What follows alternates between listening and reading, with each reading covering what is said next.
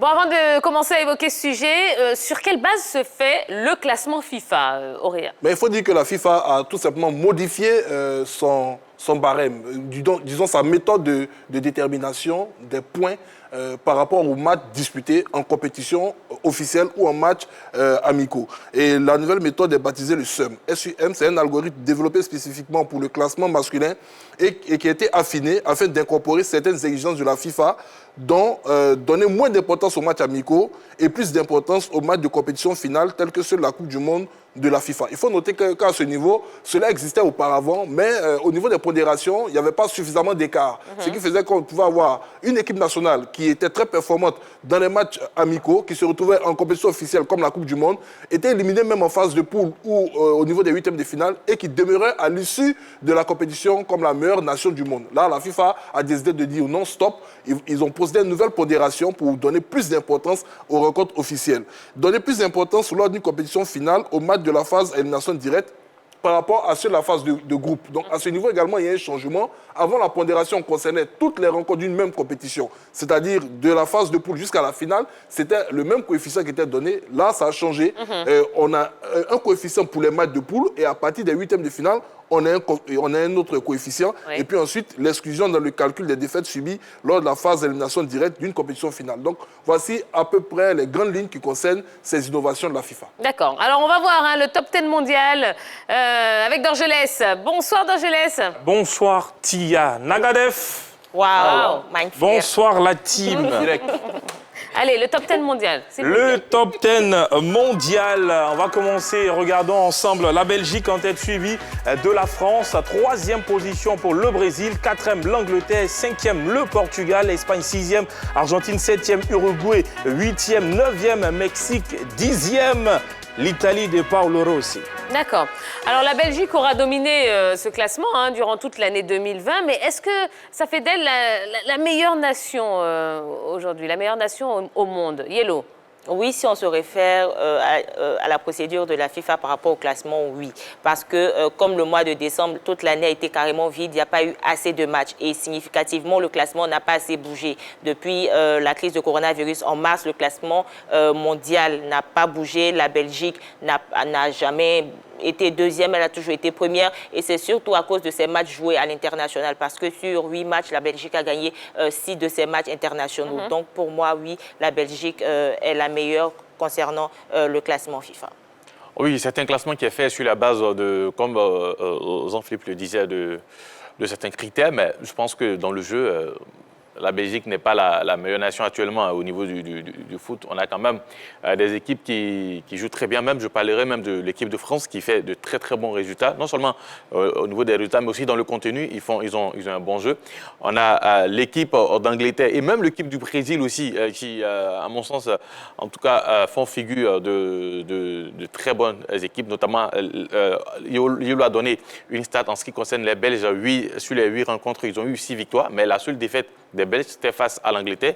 Donc, et l'autre nul, c'était face à la Côte d'Ivoire. Donc, je dirais que ce classement, ou je dirais cette accession est subjective. D'accord. On va voir le top 10 Afrique maintenant, Le top 10 sur le continent, bien sûr. Le Sénégal en tête, 20e mondial. 2e, Tunisie, Algérie. 3e, 4e, le Maroc. Le Nigeria, 5e. Et puis, on a le Mali, 9e. Le Burkina Faso, 10e, Tia. Alors, dans la zone CAF, on voit que c'est le Sénégal qui domine les débats. Est-ce qu'on peut dire que les Lions de la Teranga ont été les plus constants cette année? Je suis d'accord avec ça, ce sont les plus constants. Je dis tout ce qui a manqué à l'équipe du Sénégal pour vraiment être maîtresse, c'était la CAN de 2019. Parce que là, ils sont vice-champions. Mais je dirais quand même à mettre sur le football africain en ce moment. Sur les éliminatoires de la CAN 2021, ils ont 4 matchs, 4 victoires, 12 points sur 12 prix. Ils sont déjà qualifiés par rapport à leur poule. Déjà, pour les éliminatoires de 2019, ils avaient 5 victoires et un seul match nul. Et puis donc, sur ces derniers événements, sur les 10 derniers matchs de l'équipe du Sénégal, c'est une défaite. Et c'était la défaite en finale de la CAN en 2019 face à l'Algérie. Donc, c'est une équipe qui est constante, qui est régulière, qui a de très très bons joueurs, avec un excellent entraîneur qui est Aliou Cissé, avec sa belle bande de Mané, Sarr et autres Gana Gueye. Eh bien, oui, c'est tout à fait juste de dire que le Sénégal règne plus ou moins en maître mettre sur le football africain sur cette année 2020. D'accord, on va parler des éléphants maintenant. Quel commentaire vous faites sur l'année des éléphants? Est-ce que vous l'avez trouvée encourageante ou plutôt décevante? Et c'est également la question qu'on vous pose sur la page Facebook de la 3. Vous allez utiliser les petites ardoises qui sont devant vous. Donc, est-ce que vous avez trouvé cette année encourageante ou plutôt décevante? Alors, c'est loin d'être un oui ou non. On lève les ardoises. Donc, encourageante pour tout le monde. D'accord. Jean-Philippe. Ben oui, c'est une année encourageante parce qu'on a suivi un peu la progression des hommes emmenés aujourd'hui par Baumel. Voilà, Baumel. Avant, c'était Camara qui était sur le banc de touche des éléphants de Côte d'Ivoire. On a suivi un peu quelques difficultés, notamment avec ce déplacement du côté de l'Éthiopie et cette défaite qui avait fait très mal aux nôtres. Et sur les dernières sorties, on a vu une embellie de la part des Ivoiriens, tant dans l'état d'esprit, dans la manière de jouer. Ils sont partis avec un esprit conquérant et ils n'ont pas perdu de match sous la houlette de Baumel. Donc j'estime simplement que terminer cette année 2020 de cette manière est beaucoup plus encourageant par rapport à ce qui a été fait en début d'année. Alors, entre, je dirais, le limogeage de Camara à la tête des éléphants où l'équipe, dans le classement au niveau des éliminatoires de la CAN, est en difficulté, et l'arrivée des Baumel avec, je dirais, ses principes, sa manière de travailler et jusqu'à ces résultats que nous avons obtenus en ce qui concerne les éliminatoires et les matchs amicaux, je dirais qu'il faut féliciter quand même l'équipe ivoirienne. Notamment, on a eu aussi des arrivées des nouveaux joueurs, notamment Halle et Boli. On a vu l'ascension de certains jeunes comme Sinali et Kosonou qui sont arrivés en équipe nationale, notamment sans oublier aussi Kalpi. Et surtout, des joueurs issus de notre championnat qui, même malgré l'absence de compétition, ont quand même pu s'imposer, surtout dans les matchs amicaux, notamment Nguesson Jean et Fofana Datro. Donc, je dirais que c'est une équipe ivoirienne à encourager, mais on espère qu'elle va continuer sur cette lancée-là. Oui, l'année est très encourageante et je suis parfaitement d'accord avec eux. Parce qu'en novembre 2019, on avait 2 matchs. Face à l'Éthiopie et face au Niger. On était 3e de notre poule avec 3 points. En 2020, on a 4 matchs. 2 matchs amicaux, le match nul face à la Belgique et la défaite 1-0 face à l'équipe du Japon. Et puis 2 matchs officiels, les 2 face à l'équipe de Madagascar. Une victoire 2-1 et un match nul, 1 but partout. Sur les statistiques, on a une victoire, 2 nuls et une défaite. On a marqué 4 buts, on en a encaissé 4. Bon, les statistiques ne sont pas très fameuses. Mais sur le visage de l'équipe, oui, l'année est très encourageante. Parce qu'il y a quelques temps, on était tous dans le doute avec le limogeage de Camara. Et puis l'arrivée de Baumel a changé un peu la donne. L'équipe joue mieux, elle est plus belle. On a de jeunes nouveaux qui arrivent, elle est plus rassurante. Elle nous a montré un très beau visage vers la fin face à l'équipe de la Belgique. Elle nous a un peu déçus face au Japon. Elle a été un peu convaincante à Abidjan face à l'équipe de Madagascar. Mais surtout sur le dernier match face au Malgache, on a retrouvé notre équipe nationale, on a retrouvé notre football. Et ça, on est très encouragés de voir ça. Et on sent que sur la suite des événements, tous ces jeunes garçons que Baumel est en train de mettre en avant, toute sa stratégie autour de cette équipe est en train de payer. Oui, l'année a été très encourageante pour les éléphants de Côte d'Ivoire. D'accord.